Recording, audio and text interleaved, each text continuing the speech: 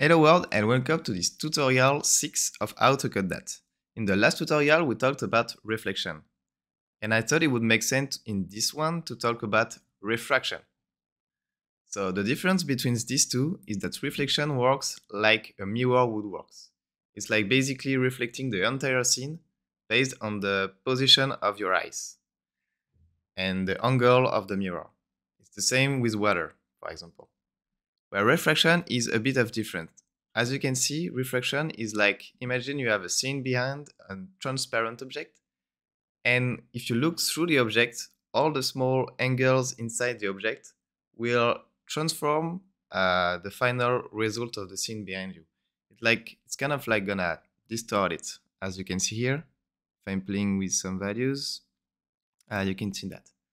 So I made a small demo for this tutorial with a slider, and you can get access to this demo link just in the description. And if you want to get access to the code with the slider, you can support me on my Patreon and you will get access to all this code. So in this tutorial, we'll see that refraction can be pretty complex to do if you want to do custom shader, but thankfully with Three.js is pretty easy.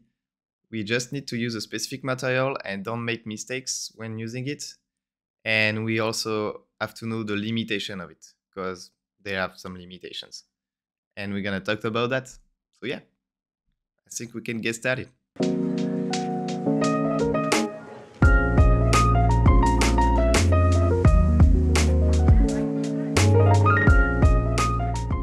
Alright, so the first things to do to complete this exercise will be, like in the other 3D tutorials, to download this Three.js template. You have the link in the description.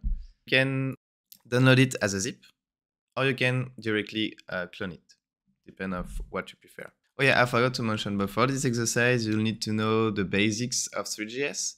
And for that, I invite you to look at my video about the basics of Three.js.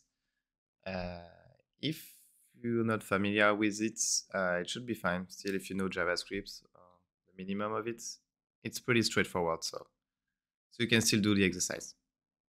Okay, so after cloning the repository, you should have something like that. Just run npm install. Should install all the dependencies, and then npm run dev.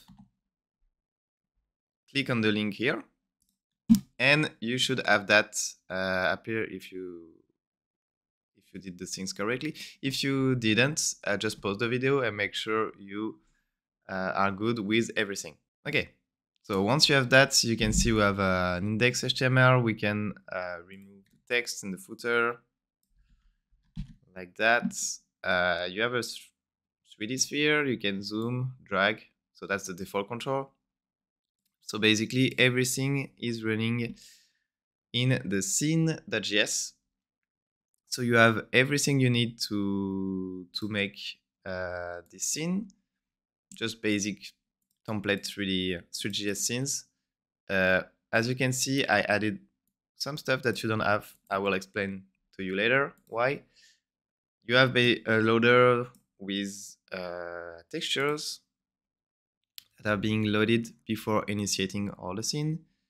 And you have so everything, so the renderer, the scenes, the camera, the controls, added just the spheres, and the events, just to call every frame per second, and 60 frames per second, sorry, and the resize handler.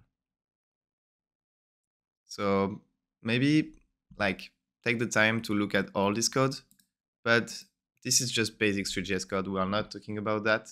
Again, I invite you to watch the other video for that. Okay, so let's starting. Before making our mesh like a glass, transparent glass that is reflecting the scene, we need to have a background, right? So the first thing I invite you to is to find a background image anywhere on Google and just put it here in public images. Here I took like the picture of a mountain. And once you have that, you can just here go to set scene you can do scene.background in Three.js, and you can put a texture as a background directly. Instead of here, we have a white color, as you can see, but I can just change that, put a texture, and as you can see, you have the image. So I invite you to do that, even if the texture is not sized correctly. For the purpose of this exercise, we don't need that. What I did is that I created a custom shader for that. I call it background. Yeah, I just need to here uncomment it. Okay, and my background, as you can see, is resizing well. Like it's using some shader to do like a background size cover. I don't know if you're familiar with that in CSS, but that's just a shader I've made for that. I'm giving you the code just right now, but you can also have it in the Patreon. But yeah, basically it's just a shader materials. You're taking the resolution of your screen, the resolution of the texture. I make it be depth test false with a render order 0, sorry, so it's always in the back of the scene. And I'm using a plane geometry for that. You can also do the same thing by creating a new scene using an orthographic camera. Just put a plane in your new scene and render the scene first, and then render your other scene. So render the scene with the plane first, and then render the other scene. It would work the same, actually. And this is the fragment shader. Oh, wow, it's weird. And this is the vertex shader. So this is a small tool. I resize UV cover to get me always getting the UVs matching the screen. Okay, so that was a small thing that is not related to refraction. Just wanted to mention it, that if you want to have like a texture always in the background of the scene, you can use that. So it's a small tip. All right, so let's go back to what we want here. Okay, so if you look closer of our sphere here, we are using a mesh matcap material that is making the shade of blue appear here. And we have a sphere, 1 radius and 32 faces by 32 faces. So yeah, it's looking great, but we want to make it transparent. So the first thing you would thought would be, okay, I just have to put it transparent through, add an opacity to 0.5, right? Okay, so yeah, you get the transparency, but as you can see, the scene behind the mountain is not being refracted. It's not being distorted. It's like, this is like a ghost, right? There is no physical things happening, no matters. So yeah, that's not really what we want. But thankfully for us, Three.js have a material that will do the complex calculations of the refraction for us. And this material is called MeshPhysicalMaterial. So you can have a look in the doc. So this is an extension of the mesh standard material. I think I didn't talk about it yet in an episode, I think, but the mesh standard material is here to make realistic effects on 3D. So these materials are also pretty heavy in calculations, because you can have like PBR effects, such as the metalness, the roughness. Here you can see this is you have an envmap that is being reflected, and it should have an envmap, right? If I see all of these lights, or maybe there are lights inside. But as you can see, you can do like some kind of like realistic effect. I think it's in the example. Let me show you. Yeah, so this kind of example that is imported from a GLTF So these are using like standard material to have like some roughness, environment map that is being reflected on the on the headset. So mesh standard material basically allows you to do this kind of stuff. And if you want to do refraction, you have to use something that have, even with that, you see you have an opacity, but it is not doing refraction. If you want to use refraction, you have to use an even more heavier material that is called MeshPhysicalMaterial. And as you can see, it's providing more advanced physically based rendering properties. And the one that we want to look at here is the transmission. So the physically based transparency. One limitation of opacity is that highly transparent materials are less reflective. Transmission provides a more realistic option for thin, transparent surfaces like glass. So that's exactly what we want. So yeah, and there is no example here. We have to do it on our own, right? Okay. So now that we have that, let's use this mesh standard material. So mesh physical, sorry. So mesh physical material. That's what we want. Let's just import it from Three.js. And yeah. Let's put nothing from now. Yeah, we just have a black thing.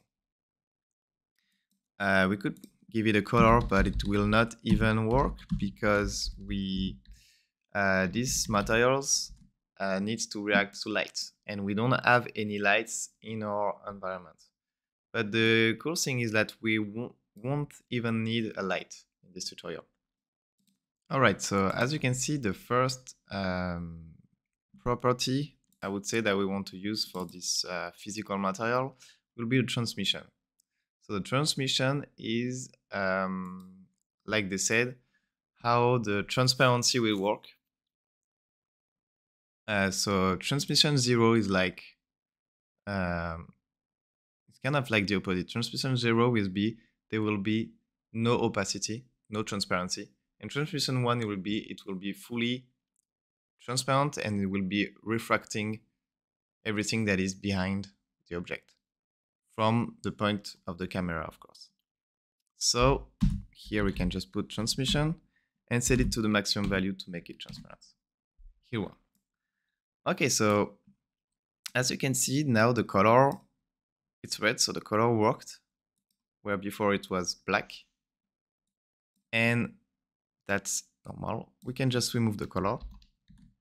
And you can see we'll have this blue color. But this blue color is based on the scene behind. So if I just remove the background, for example, here it's gonna be white. That means something is happening, right? Something's working. But it's not enough. The second parameter we want to play with will be roughness. If you have a look at what roughness is, we have to go to standard material, go to roughness, and it's how rough the materials appear. 0 means a smooth mirror reflection, and 1 means fully diffuse. Default is 1. So here that means we are fully diffuse, but that's not what we want. We also want to have a mirror reflection. We want to make it less rough, I would say. So imagine having like a glass, but inside there is like, I don't know, like other materials. So it's not really transparent, it's rough, you know. So that's basically what this effect is for. And by default is 1. So if we want to have it transparent, let's try to put it to 0. Let's see. All right. Yeah, it's working pretty well. As you can see, we can change this value. Put it to 0.5, for example. It's creating this blur effect. I think it's using a map blur effect, so it's kind of like pixelated the scene. So be careful when playing with roughness in mesh physical materials, because you can have these kind of things that are ugly. So we just put it to 0.2, for example. Alright, so that's cool. We see through our shape, but that's still not really what we want. First of all, let's get rid of this set axis helper. Don't think we need it anymore. Alright, better. Okay, so we have that, but we are still not seeing any reflection, right? So we still have to play with other parameters. And that's cool. We have like some transparent stuff, but we are still not seeing any distortion, any refraction of the scene when we are looking through the object. And yeah, that's because the last parameter, the most important one, is the thickness. And if we look at the thickness,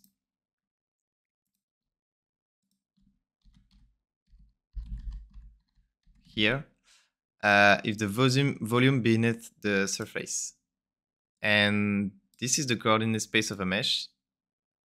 If the value is 0, the material is scene world. Otherwise, the material is a volume boundary.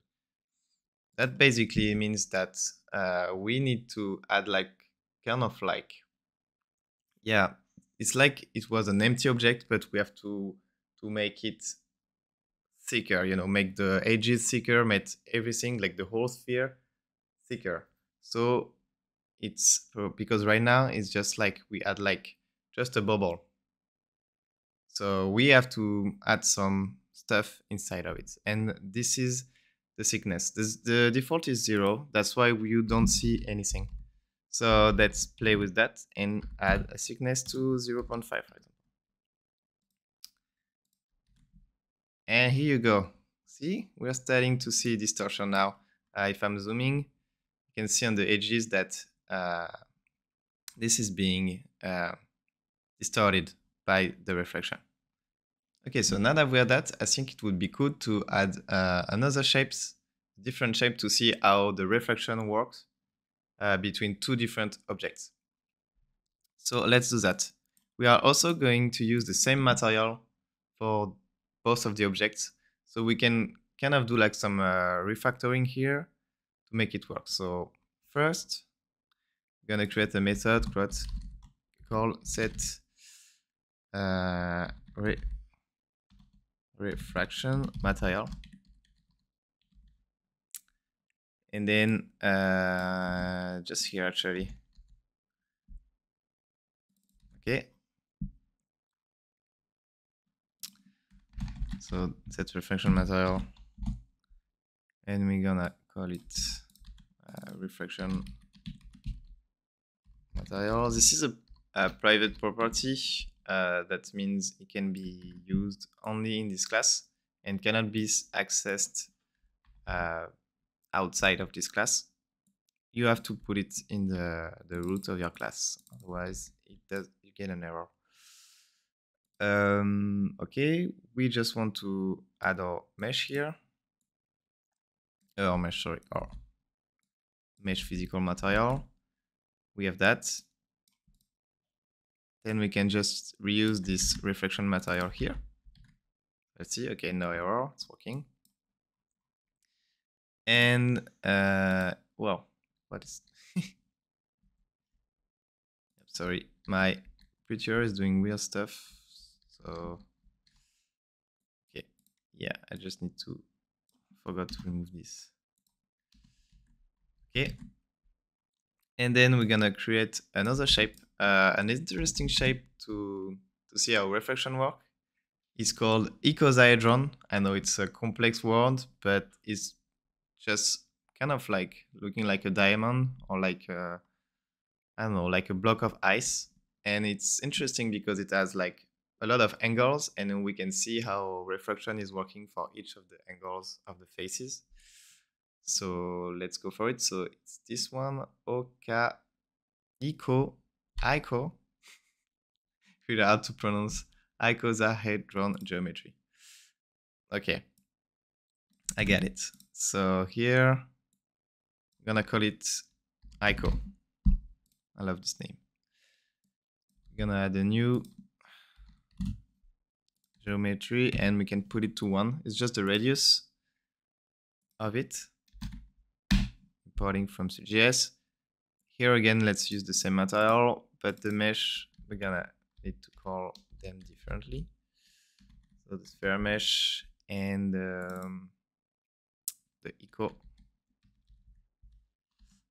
sorry, mesh. Here we're getting an error because we have to call them here, and it was the ICO mesh. Great. They will both have the same material, and we're gonna add here this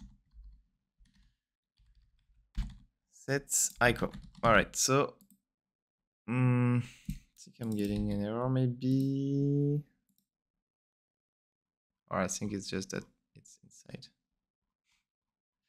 Okay, yes, put this guy on the left.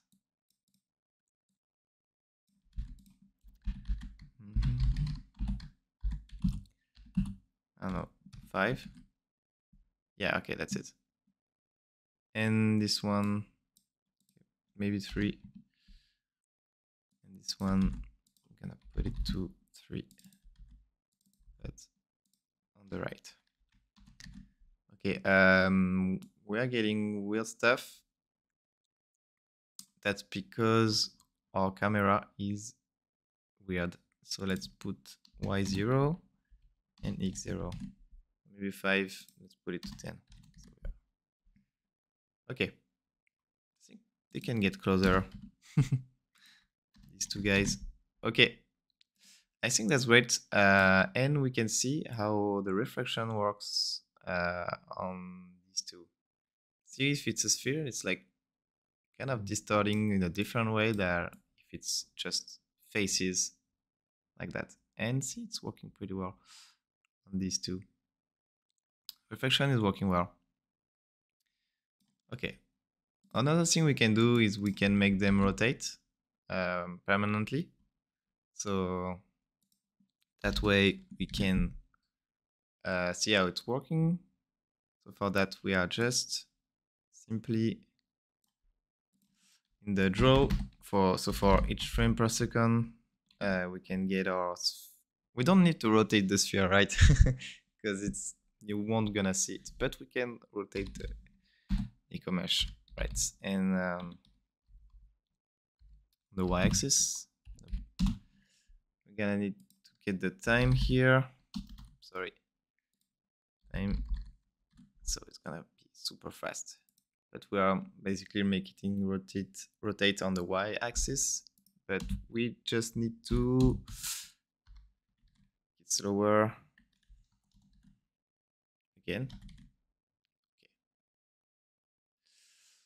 Okay. It's not time actually, it's supposed to be just a value. Sorry. Yeah, I was wondering what's happening. Yeah, okay. Could have used the delta time multiplied for that. Great, and now I think it would be nice to play with the parameters here in the controls. So for that, if you go to the GUI OBJ, you should have that already. You can play with what we talked about, so the thickness, the transmission, and the roughness. And there is a last one, and we'll talk about this one later. Okay, and here we can just say in our refraction material that we use the value of this OBJ. So the GUI transmission, same here. So roughness and thickness. Okay. Thickness, and here at the bottom here in the set GUI, just add these lines of code so you can play with the GUI, and it will, and just say that for the mesh, let's change the material of the mesh. So here we don't need to call the mesh, we need to directly call the material. So the material is the refraction material. And see if it's working. Okay, I'm think it's working. Yeah, okay. So now we can more understand how things work. So roughness, remember, it's how I don't know how to say that, but the quality, I would say, of the glass. It's adding basically a map blur on it. This feels too pixelated, so don't really add too much roughness. Always stay, I would say, around 0.2 roughness maximum. The thickness is not working, or is it me? And the transmission, yeah, transmission. So it's like, how transparent is it? How reflective is it? Okay. I think it's getting where about the thickness is because I I wrote thickness. That's why. Yeah. Okay. Now you can see the thickness is working. Okay, so it's interesting to see. So basically, the thickness it's also changing the strength of displacement a bit. And the last one is the IOR, so it's the index of refraction. And you should know that it's kind of working like the thickness, so we can add it to see. And this is how strong the faces are distorting the scene behind you. Yeah, I just need to add it here.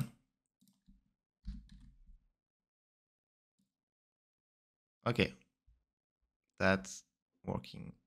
If you put it too small though, it's not working. And for example, the index of refraction of water is 1.33, sorry. And for diamond, it's 2.5. So yeah, that's basically values that we can play with to distort again the scene behind us.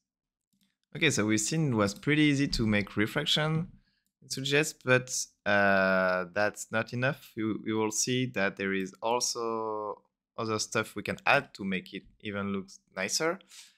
And first of all, I just want to show you that it's not only reflecting the background, it's reflecting all the scene. So all the scene that are not also refracted. So I'm gonna add more objects just to see, so you can see how it's looking. Okay, so I'm just gonna add a new method here. Meshes, I don't know, I'm gonna add just a lot of meshes, like, I don't know, spheres or stuff like that.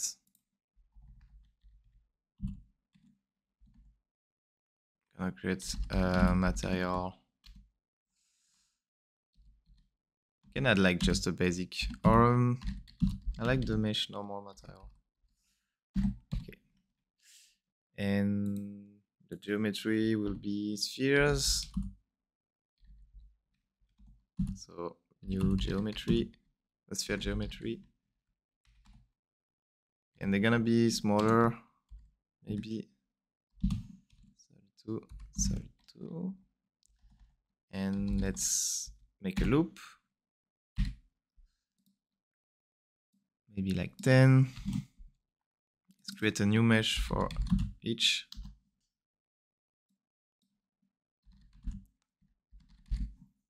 I'm gonna, yeah, geometry, material. I'm gonna put them in a 3D object. So parent, 3D object. No, object 3D. Okay. We're gonna add them to the parent, and we're gonna add the parent to the scene. Sorry.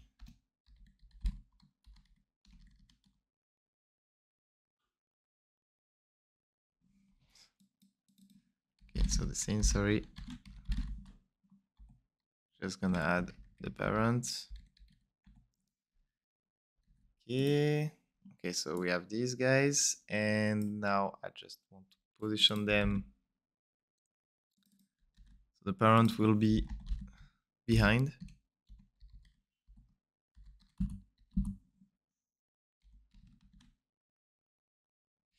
and we're gonna get them random position.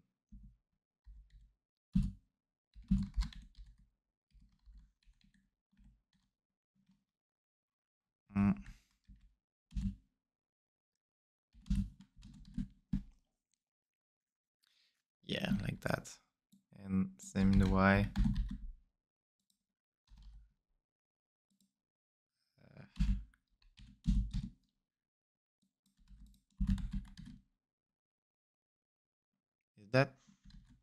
Does it make sense what I'm doing? Yeah, I think it makes sense. Can even add more of them.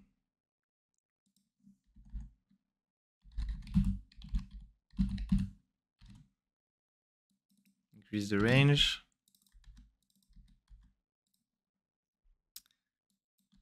Okay. Okay. I think 15 is great. Yeah. Okay, so now you can see that even these guys are being refracted by our objects. Here you can see there is a small distortion here on the sphere.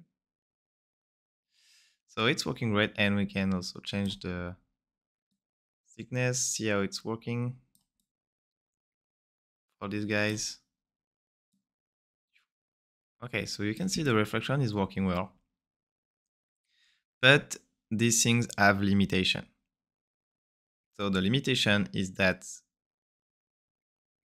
how it works actually under the hood, you have to create a render target of the scene, but you don't want to render your glass object, right? Because your refracted objects, you don't want to display it in itself. It doesn't make sense, right? So you want to isolate this object, render the entire scene apart from this object, and then put this scene with a different, so you have a texture of your scene and you want to put it in a different look based on the normals of your faces. So that's how it works. I'm gonna talk about that later in more detail at the end of the video if you want to know how to make it in a custom shader. But right now, you just have to know that it cannot refract another object that is also a refracting object, sorry. So here, the ICO cannot refract the sphere. As you can see, the sphere is just completely behind, it's not been refracted. And same if I do the opposite, here you don't see the ICO. So that's the limitation of it. I know it's a bit sad, but you can still do pretty cool things. You just have like one big object, I don't know, like something like a jewelry or something you want to sell, and then you put a nice scene behind, and you will still have something really nice. You just can't put two objects like this on top of each other. So that's the limitation of it. But it's still looking great, right? It's super easy to do. It's just one material you have to play with, and you can play with different values as well. So it's pretty cool.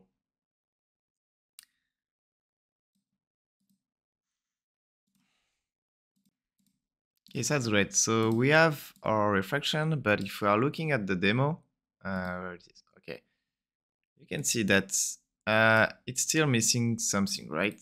The edges are really dark, and it's not really realistic. I know it's missing some things to have a nice thing like that. And we are gonna add this stuff. Okay, so let's go. So the other thing that we are missing here is some reflection. Sorry. Okay, we are doing well with reflection, but even with transparent objects are not like ghosts. They are also reflecting the light, like any funk shader would do or any water would do. So we need to have some lights on some of these faces, right? Some of the normal of the faces to make it more realistic. So the first thing for that is to use what we call an environment map. So this will add fake lights from a texture. We're gonna use a texture with a lot of lights, and we're gonna apply it to our object. And it will, based on the normal of the objects, it will add some lights based on where you are looking at the object. So if you take the example here, if I'm removing the environment map, you'll see here it's getting dark on the edges. That's because we removed the environment. So first thing to do is to find an environment map. You can find a lot of these on the internet. Here, for example, I'm on the Polyhaven. Gestures are pretty heavy, so be careful with that. And the best quality you can have is to, instead of having them in JPEG, you can have them in the HDR file, and that's what we are going to use here. I can show you the one that I use here. Good things to know is the HDR files can be opened in Photoshop. So if you have Photoshop, you can easily open them. Just to show you how my environment map is. So as you can see, yeah, there are a lot of big lights, and that's what is interesting. These big lights will add more realistic effects on our object. So that's what we want. If it's the HDR, you can load it as a normal texture if it's JPEG, but if it's the HDR, I encourage you to use this loader, this RGBE loader from Three.js directly. So it's in the add-ons. You can copy this thing, and here I'm just making a small promise where I say, oh, wait for this envmap to be loaded before do anything. Once you have loaded your envmap, you have to add mapping equal equirectangular reflection mapping. So that's how it's gonna take this as a 360, I would say, image. So to know where to put the lights on the object. Once you have that, we have our texture, our HDR texture, and in our physical material, we will add our envmap, simple as that, and we just put our texture. So let's see how it will look. So, okay, so if I save, all right, as you can see, it's way better.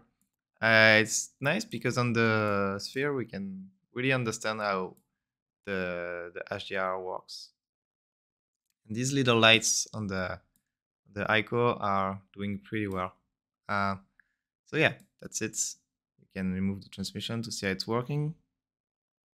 It's also adding light to it. Thickness, the roughness will blur these lights. So yeah, it's always better to have an envmap if you are playing with reflection and refraction. So as you can see now, we have some lights here that is being reflected this time, not reflected. So it's just that, like a mirror. Before talking about our last effect that we want to apply for our refraction, I just wanted to mention that, as you can see, we are not putting the material transparent. That's because it is actually not transparent at all. I talked about it a bit, but we are rendering the scene into a texture, and this texture then is applied on each faces here. So each faces of this geometry have the texture of the scene on it. So it's not really transparent, right? You're not really going through it. So you don't have to put the material transparent through. Just let it false. If you're putting transparent through, it's gonna add even more calculation to it, and you want to avoid that. So it's not really transparent, right? We know the magic. Take the texture of the scene, put it on each face of your sphere or your geometry. Okay, and then now we can talk about the last effect that we want to add. And the last thing we want to add to make it more realistic is to add a normal map. So normal map are these kind of things You can find them on the internet too, on a lot of websites. I love 3D textures. You can have a lot of cool normal maps. I don't know, for example, if I took this one, you see you have the normal here. You can get to their pattern. And okay, so that's a normal map. Well, this one is not really interesting. Okay, but if we top normal map, these are, these images that are most of the time just using the red and the blue channel. And this is basically giving you how the light will be affected on the faces of your object. So I'm gonna do a tutorial about lights later, but it's basically working with the dot product of the vector of the camera, the vector from the camera to your object, and the normal, so the vector of your faces. So if you're looking like that and your faces is like that, the dot will be 1, I think. And if you're looking like that, it's gonna be 0, 7, 0, 4, etc. And with this value, you can increase the light intensity or not. And with normal map, you can say, if it's blue, put the light in this direction, and if it's red, put the light in the other direction. I'm like going super fast in explanation. I'm gonna do a subject for that, but just to know, if you're interested to learn how it's working, it's not that hard. And I will make a video on it. So, okay. So feel free to find your own normal map. The one I'm gonna use for this tutorial is this one. So this one is a string because it's kind of creating almost like a snow, I would say, effect, or like an ice, like some ice. And we're gonna load it as a normal texture. So here in our loader, we can simply, it's not like the HDR, it's really more simple. You can just call a new texture, make sure the path here is good, and make sure it's texture here. And now we have our texture, our normal texture. So in our material, we can say, normal texture. The loader manager, if you want to get access to it, just use the get method. That's how this loader manager works. Put the name of it and put the type of it. So here is the texture. And we can, we also have to make it repeat. When you're using a normal, usually you make it repeat infinitely. Otherwise, it's just gonna be in one part of your object and then it's gonna be weird. So I think it's S T, if I'm not mistaken. Then repeat wrapping from Three.js. And we can now add our normal map. Normal texture. Let's see. All right, cool. It's working pretty well, and it's making it really more realistic. Like it's really feeling like glass. Feel free to find other normal maps that will works well. It's also doing the refraction. As you can see, these guys are a little bit distorted from this block of ice. And now it feels way better, right? Thanks to that. We can still play with other values, and the normal map will work also pretty well on it. And yeah, the last thing I wanted to talk about is that since we're using the MeshPhysicalMaterials, you can add a Clearcoat on top of it to make it even more realistic. It's kind of like adding a reflective layer on top of it, of your normal map, with some irregularity. You can also change the value of the Clearcoat. and use the Clearcoat map. So here we're gonna use the normal map as a Clearcoat map, and you'll see it's gonna be subtle, but it's gonna change a little bit. So Clearcoat map, and we're gonna use the same, so the normal texture here as well. And yeah, you can also add the Clearcoat property and change it to add more irregularity. It's really subtle, but here it's one. You can see it's kind of, we see less the light, and if I put it to 0.9, here we'll see more of the light. So you can play with that also to add more realism to your objects. All right, I think that's it for this tutorial. We've seen how refraction works in Three.js and how we can play with different parameters to make it more realistic. Yeah, feel free to be creative, and if you finish the exercise, to send me your work. Play with, I don't know, you can play with any shapes you want. As you can see here, I played with a mug. It's working pretty well. It's working with any objects, actually, so that's pretty amazing. If you want to support the channel, you can subscribe to my Patreon. If you like the video, just leave a like.